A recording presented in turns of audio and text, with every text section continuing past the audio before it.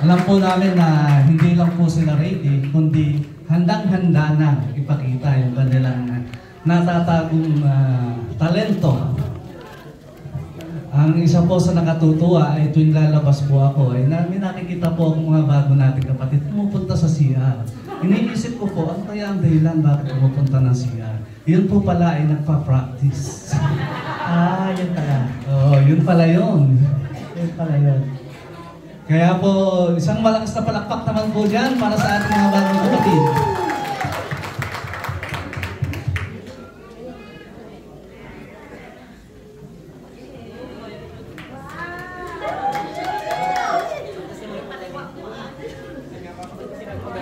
Diyan po natin makikita mga kapatid na tayo po ay hindi lang basta naglilingkod sa Diyos. Tayo po ay mga talentado ring mga Pilipino. Mahirap po tumambay sa Wala pa po pwesto dito? Parang mas maganda yata yung last line dito sa taas eh. Oh, yes!